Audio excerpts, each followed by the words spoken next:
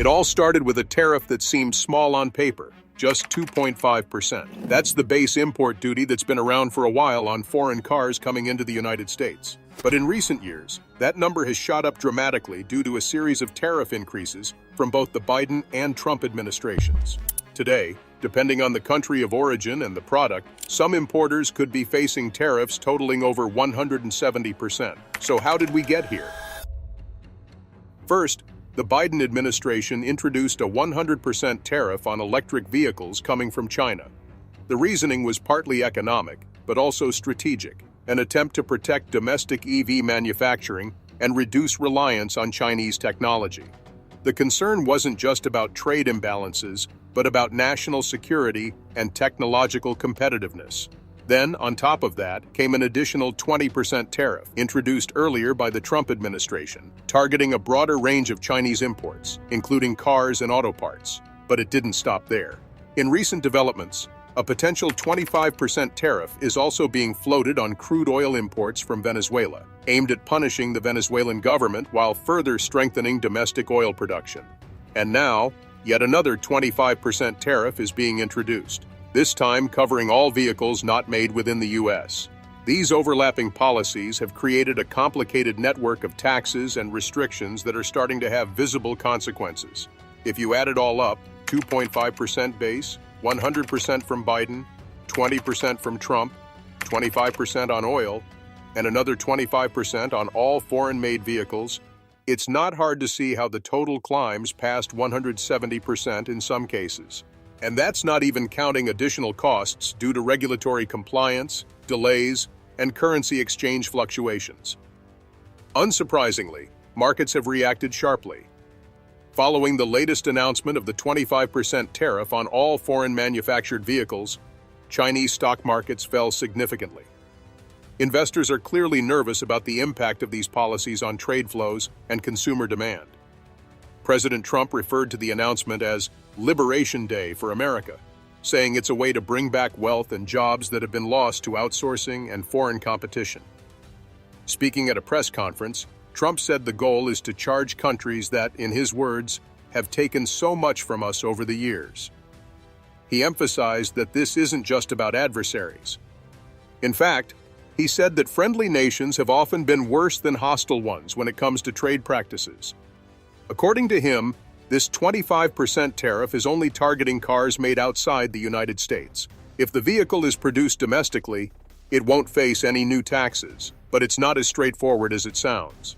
The automotive supply chain is incredibly complex. A car may be assembled in the US, but it might include an engine from Germany, an electric motor from South Korea, a battery from China, and various other components from dozens of countries. Parts can cross borders multiple times before a finished vehicle is ready for sale. That's why the administration has created a two-step rollout for these tariffs. The 25% tariff on fully assembled foreign cars is scheduled to go into effect on April 3rd. However, tariffs on individual car parts, such as engines, transmissions, and electrical systems, will begin a month later, on May 3rd. This staggered schedule is intended to give manufacturers time to adjust, although many in the industry say that's still not nearly enough. One important detail in the policy is that companies will be allowed to work with the government to determine what percentage of their product is sourced from outside the U.S. Tariffs will then be applied only to that non-U.S. portion. While this sounds like a reasonable approach on paper, industry experts say it's going to be very difficult to implement. Each car is made up of thousands of components, and tracking the origin of every single part is a logistical nightmare. Still, the administration remains confident. In fact, a supporting document released with the announcement projects that these tariffs could bring in roughly $100 billion in annual revenue. That's a huge number, but it's worth remembering that projections are often optimistic. Historically, revenue forecasts like this tend to be based on best-case scenarios, which rarely play out exactly as planned. Meanwhile, automakers are scrambling to figure out how to respond. Last year alone, the U.S. imported over 7 million vehicles. If that same level of demand holds steady and the tariffs go into full effect, every one of those 7 million-plus vehicles would now cost significantly more. That's unlikely to happen without some major adjustments. So, what are the car companies likely to do? There are a few likely responses. First, many foreign car makers will reduce production at their overseas plants, especially for models that are sold primarily in the US. Second, they'll probably raise prices on imported cars to offset the cost of the tariffs. That means less attractive deals and fewer discounts for consumers. Incentives like 0% financing, cashback offers, or loyalty bonuses may start to disappear. Third, companies may start seriously exploring the option of expanding their manufacturing presence in the US. But that's easier said than done. As President Trump noted, some existing plants are only running at 60% capacity, suggesting there is room to scale up. However, it's not as simple as flipping a switch. Reconfiguring a plant or building a new one takes time, money, and extensive coordination with suppliers. Experts say that setting up a new car factory typically takes at least 2 to 3 years, and that's under ideal conditions. Most construction projects encounter delays, cost overruns, or supply chain issues. That means it's highly unlikely that major automakers will be able to avoid paying tariffs in the short term. In the end, it's the consumers who will likely bear the brunt of these changes. Prices for many vehicles are expected to rise by several $1,000s on average. Some estimates suggest increases of up to $12,000 per car, depending on the make and model. For middle-class buyers already dealing with inflation, rising interest rates, and shrinking purchasing power, this could make buying a new car much harder. At the same time, there are some companies that stand to gain. For instance, Tesla, which builds most of its vehicles in the US, could benefit from the new tariffs. With fewer foreign alternatives and rising prices across the board, Tesla may become more competitive simply because it avoids the import tax altogether. Jeep is another brand that could gain market share, although it's now owned by a Dutch parent company, which complicates things. Honda, Toyota, and Volkswagen also have manufacturing facilities in the US, which may shield some of their models from tariffs. However, not all of their production is local, so the overall impact will vary depending on the vehicle and the market. The initial market reaction was sharp and emotional. Stocks of car makers across the US, Germany, Japan, South Korea, and especially China took a noticeable hit. Last year, the United States imported more than 7 million vehicles.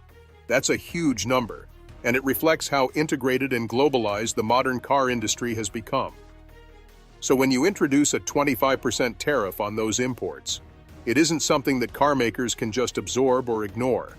It directly affects pricing, profits, logistics, and long-term planning. Car companies are now being pushed into a corner, facing limited options. They either have to raise prices, reduce production in their overseas plants, or attempt to move their manufacturing closer to American soil. Each of these solutions comes with its own set of challenges.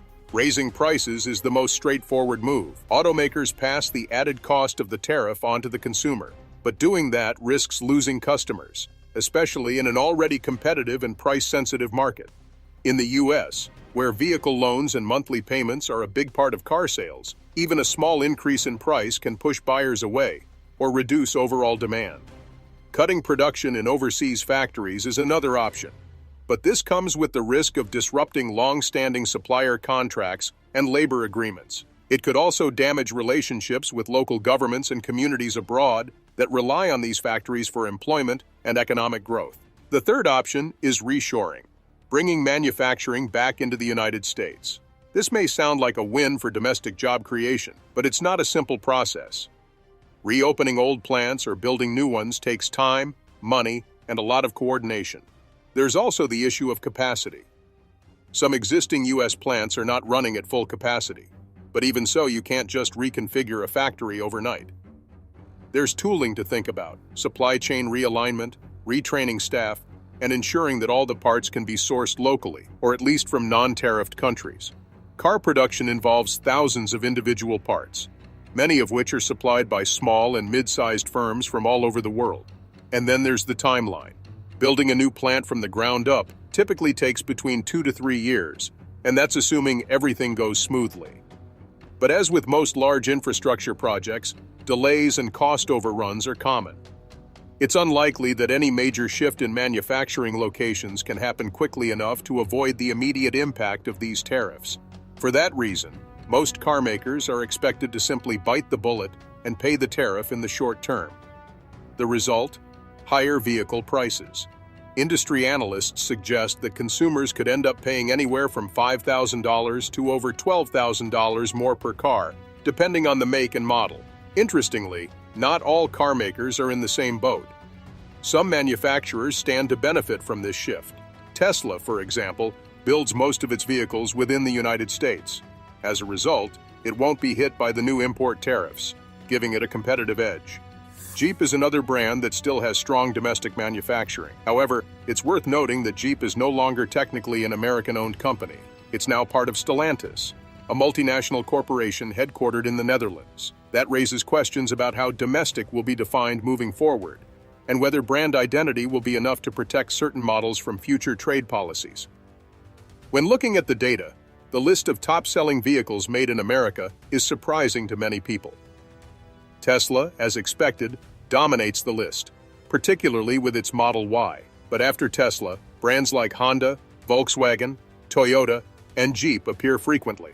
This shows that even some foreign automakers have invested heavily in U.S. manufacturing, likely giving them a cushion against the new tariffs. But there's still a big question hanging over the international response. What are the affected countries going to do?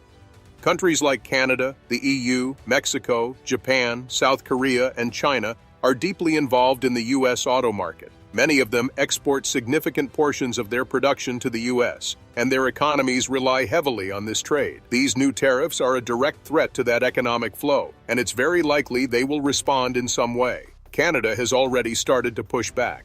In a passionate response to recent tariffs, the Canadian Premier took a very public stance against the U.S. government's decision. He said that if the U.S. wants to hit Canadian industries, then Canada will respond in kind. One of his first moves was to direct the LCBO, the Liquor Control Board of Ontario, which happens to be the world's largest buyer of alcohol, to remove all U.S.-made alcohol from store shelves. The impact of this decision will be felt in American states that heavily export alcohol to Canada, including Kentucky, California, and others.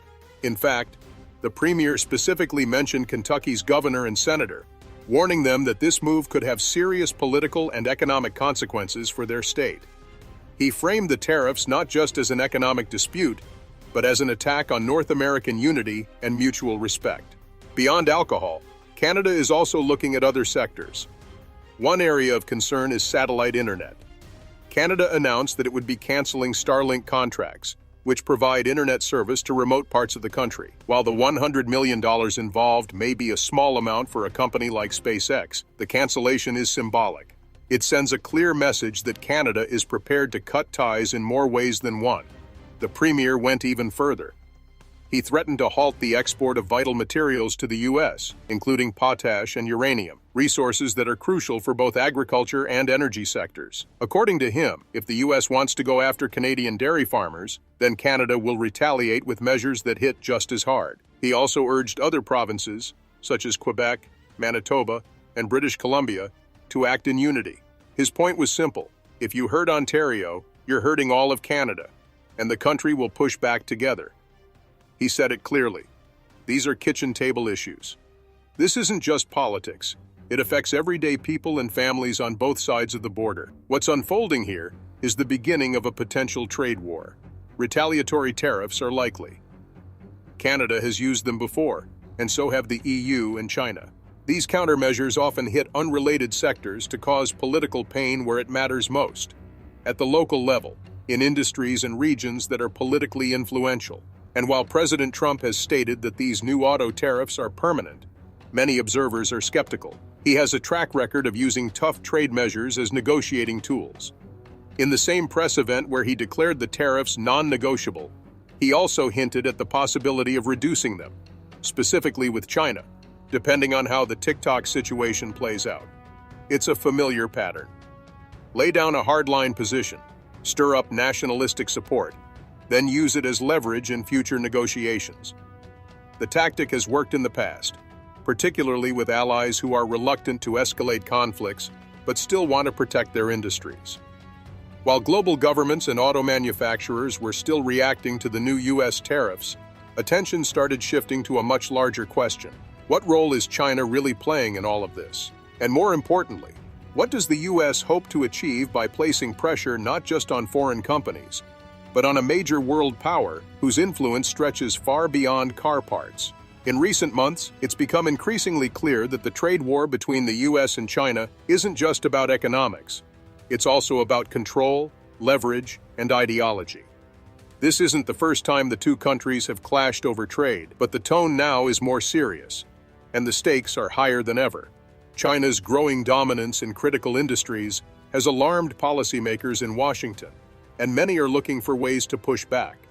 One of the more symbolic stories to emerge during this time involves the Panama Canal. When Donald Trump was first elected, he repeatedly voiced concern over China's growing influence in Latin America. He claimed the U.S. had lost the Panama Canal to China, and that it needed to be taken back. His reasoning was that the canal, which the U.S. had helped build and operate for much of the 20th century, had now fallen into the hands of Chinese companies. The truth is a bit more complicated. The Panama Canal is still controlled by the Panamanian government, but there's no question that Chinese firms have gained influence in the region. They operate several key ports and have invested heavily in infrastructure projects.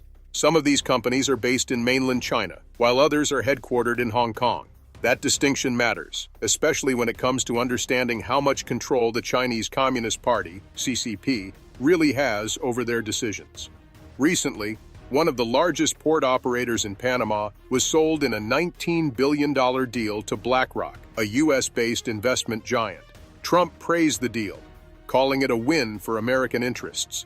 But Beijing didn't see it that way. Chinese state media and officials expressed open frustration about the sale. The CCP reportedly saw this deal as a missed opportunity to retain influence in a strategically important region. As a result, Chinese authorities launched an investigation into the deal. They began looking for possible violations, security concerns, antitrust issues, and internal regulations that might have been breached. On the surface, this may look like standard bureaucratic procedure, but underneath, it signals how seriously China is taking the loss of control. The company that sold the port is owned by a powerful billionaire family based in Hong Kong. For years, they've been seen as one of the region's most influential business dynasties. But now, Chinese state-run companies have reportedly been told to cut ties with them, essentially blacklisting them from future collaborations. This shows a core issue with doing business in China. The idea of a private company is often more of a label than a reality. In China, when a company grows large enough, it's common for the CCP to install its own representatives inside the firm. These officials don't just monitor, they actively participate in decision-making, often with the party's broader goals in mind. That's why many critics argue there's no such thing as a truly private enterprise in China. At some point, the party gets involved, and if a company steps out of line, whether by making the wrong deal or acting independently, it can face serious consequences. This blurred line between business and government has become a central concern for U.S. officials. It's part of the reason why apps like TikTok and Temu, which are extremely popular in the United States, have drawn so much attention. TikTok's parent company ByteDance is based in China, and despite efforts to distance itself from the CCP, fears remain about how much control the government might have behind the scenes. During a recent press conference, Trump hinted that TikTok might still be used as a bargaining chip in the ongoing trade dispute. He suggested that if China cooperated on certain issues, like approving a sale of TikTok to a U.S. company, the U.S. might consider reducing some of the new tariffs. He also mentioned that each percentage point in tariffs was worth more money than TikTok itself, implying that economic leverage would always outweigh the value of any individual tech platform. This kind of mixed messaging, tough talk followed by hints at negotiation, is a hallmark of Trump's approach to trade. He presents ultimatums, but often leaves room for deals. It keeps both allies and rivals guessing, but it also adds a layer of unpredictability to global markets. China, meanwhile, is facing its own economic challenges. The country has been struggling to boost domestic demand in recent years, and industrial profits have taken a hit. According to recent data, profits for Chinese industrial firms dropped by around 3% in the first 2 months of the year compared to the same period last year. That may not sound like a massive decline, but it's part of a worrying trend. When companies make less money, they're less likely to expand, hire new staff, or offer raises. That means people have less money to spend, and the cycle of growth slows down. For a country like China, where the government is actively trying to shift the economy from export-led to consumption-driven, this is a serious problem. These recent struggles have made the CCP even more sensitive to any moves that threaten their economic stability. That's why the Panama port sale hit a nerve. Losing control of a key asset, especially to an American firm, not only hurts economically, it sends a message that China is losing ground in the global competition. As a result, Chinese state media began attacking the billionaire family who sold the ports, calling them weak and accusing them of selling out Chinese interests. While it's unclear whether the CCP can actually reverse the deal, since the ports are located outside mainland China, it's clear they intend to punish those involved. This kind of heavy-handed response reinforces the idea that business in China operates under a different set of rules. Companies are expected to serve national interests, and stepping out of line can come with severe consequences. It also feeds into a broader conversation about economic dependence. Critics of globalization have long warned that relying too heavily on a single country, especially one with a centralized political system, can be risky. What happens if that country decides to use its economic power as leverage? What happens if it restricts exports, pulls out of deals, or applies pressure on businesses to act in its favor? That's why there's growing concern, not just about China's role in car manufacturing or tech, but in other critical industries like rare earth metals, batteries, pharmaceuticals, and clean energy. The fear isn't just about competition, it's about vulnerability. As the US and other countries work to bring more manufacturing home and reduce reliance on Chinese supply chains, China is also reevaluating its strategies. It's tightening control over key sectors, pushing back against foreign influence, and trying to strengthen its own internal market. Over the last few decades, China has steadily transformed itself into a global powerhouse in manufacturing. But in more recent years, it's gone even further, positioning itself to dominate some of the most important industries of the future. One of the clearest examples of this is in clean energy. While many countries are still debating how to make the transition from fossil fuels, China has already taken control of large parts of the supply chains for electric vehicles and solar energy. And it's not just a matter of being competitive. In some areas, China's market share is so high that it raises serious concerns about dependency and long-term security. Right now, the numbers are staggering. China controls more than 80% of the global manufacturing capacity for solar panels. That includes every stage of production, from refining raw materials to making solar cells to assembling finished panels. In some specific parts of the process, like the production of silicon wafers, China's dominance is even more extreme, up to 99% of global capacity. These wafers are a key component in most of the solar panels used around the world. The country also holds a leading position in electric vehicles. In 2023, Chinese carmaker BYD overtook Tesla as the world's top-selling EV manufacturer. That shift wasn't just symbolic. It showed how far Chinese firms have come in terms of technology, scale, and market appeal. The Chinese EV industry has grown rapidly, supported by government subsidies, low-cost capital, and a massive domestic market that allows for large-scale testing and iteration. But this dominance hasn't come without consequences. Countries around the world are now waking up to the risks of relying too heavily on China for their energy futures. The recent US tariffs on foreign-made EVs and components were partly a response to this growing influence. While they've been presented as a way to bring manufacturing back to the US, they also reflect a broader effort to reduce reliance on Chinese supply chains. It's important to understand how China managed to get to this point. The strategy wasn't accidental. It involved years of coordinated action between government and industry. Chinese firms were given access to cheap loans, tax breaks, and government-backed support to scale up production. At the same time, foreign competitors were often left to deal with higher labor costs, stricter regulations, and fewer subsidies. As a result, China didn't just build a competitive clean energy industry, it built one that most of the world depends on. And the deeper that dependency goes, the harder it becomes to unwind. For example, in 2023, China announced restrictions on the export of gallium and germanium, two metals used in the production of solar panels and semiconductors. The move was widely seen as a response to US efforts to limit China's access to advanced technology. But it also served as a reminder. When one country controls such a large share of critical resources, it has the power to disrupt global markets almost overnight. In the days following that announcement, prices for these metals spiked significantly. Even before the export controls went into effect, suppliers and manufacturers began scrambling to secure inventory, pushing prices up by more than 30% in some cases. That kind of volatility is difficult for any industry to manage, especially in sectors like clean energy, where profit margins can be thin and project timelines are long. The dominance also extends to the EV battery market. Chinese companies like CATL are now some of the biggest battery manufacturers in the world.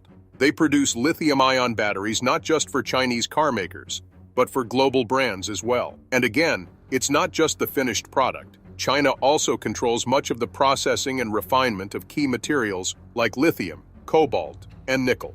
This level of control gives China a powerful advantage. It can influence pricing, dictate terms, and shape the direction of the global market. But it also creates a vulnerability for other countries. If political tensions rise, or if trade restrictions are imposed, access to these critical technologies could be cut off or delayed. That would slow down the global transition to clean energy and make it harder for countries to meet their climate goals. The good news is that awareness of this issue is growing. Governments in Europe, North America, and other parts of Asia are now investing heavily in domestic clean energy industries. The goal is to diversify supply chains, reduce risk, and regain some level of control. In the U.S., the Inflation Reduction Act includes billions in incentives for solar panel and EV battery production. Similar efforts are underway in the EU, Japan, and India. But building an alternative to China's manufacturing dominance won't happen overnight. It takes time to build factories, train workers, and develop local supply chains. It also requires strong coordination between governments and private companies, something that hasn't always come naturally in Western economies. In the meantime, China is continuing to expand. While other countries are starting to catch up, Chinese firms are not slowing down. They're increasing production, entering new markets, and continuing to push prices down through economies of scale. That's part of the reason why the price of solar panels and EVs has dropped so dramatically over the past decade. In the case of solar, the cost per megawatt hour fell by nearly 90% between 2009 and 2020. The price of EVs in China has also fallen significantly, in some cases being cut in half in just 8 years. These lower prices have made clean energy more accessible, which is a good thing, but they've also made it difficult for new entrants in other countries to compete. Many local firms simply can't match the scale and cost advantages that Chinese companies enjoy. And that means the world remains locked into a system where one country holds the majority of influence. That influence goes beyond economics. It affects diplomacy, security, and even the ability of countries to respond to crises. If a natural disaster disrupts supply chains in China, or if a geopolitical conflict erupts, the effects could be felt across the globe. This isn't just a theory. It's already happened during the COVID-19 pandemic, when supply chain disruptions exposed the world's overdependence on a handful of producers for everything from masks to microchips. In many ways, the clean energy market is now at a crossroads. On one hand, the world needs to rapidly transition away from fossil fuels, and China's dominance in solar and EVs could help accelerate that shift. On the other hand, putting all your eggs in one basket is rarely a wise strategy, especially when that basket is controlled by a government that prioritizes state control and long-term geopolitical leverage. Ultimately, the challenge facing the rest of the world is not just how to compete with China, but how to build a cleaner, more resilient, and more balanced global energy system. That will require innovation, investment, and tough policy decisions. It may also require more cooperation between countries that share similar values around transparency, environmental responsibility, and economic fairness. Because if clean energy truly is the future, then control over that future must be shared, not monopolized. And if the world wants to avoid being caught off guard again, it will need to learn from the past and prepare for a far more complex and interconnected global economy. The stakes couldn't be higher. Clean energy isn't just about reducing emissions. It's about who holds the keys to tomorrow's economy.